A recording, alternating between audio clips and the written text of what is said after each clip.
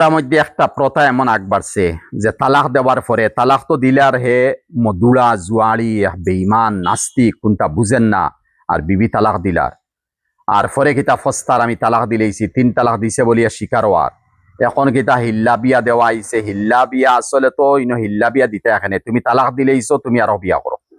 যে বিবিয়ে তালাক লইছে হয়তো তাইর জবান দরাজির কারণে হোক তোমার দোষে তাইর দোষে এখন তাই অন্য জায়গার স্বামী গ্রহণ করো ও স্বামী গ্রহণ করার পরে ও স্বামীর লগে মিলিয়া যদি তাই ফারে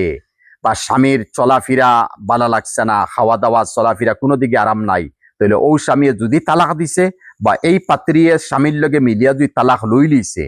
এরপরে তিনি ইদ্যত যাওয়ার পরে ও প্রথম স্বামী পাইব ওখান দিয়ে আমরা মাঝখানো হিল্লা বিয়া হইয়া বড় অপপ্রচার চালাই হ্যাঁ ইন অপপ্রচার অগুর প্রশ্ন মেই নাইছে যে ও মতো হিল্লা বিয়া কোনো গরিবরে ফাইয়া বুড়া বেটারে ফাইয়া দিলেইলাম আর নাম কেউ আসতে বিয়ে হইছে আর বাকি তারা লগে কোনো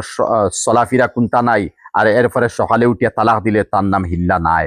এই মতো করিয়া শরীয়তরে বদনামি মানাইয়ার গর মুসলমানে আমার উপরে এতরা জানের এই মতো তরিকা শরীয়ত নাই এই মতো এর নাম হিল্লা বিয়া নাই এই বিয়া তো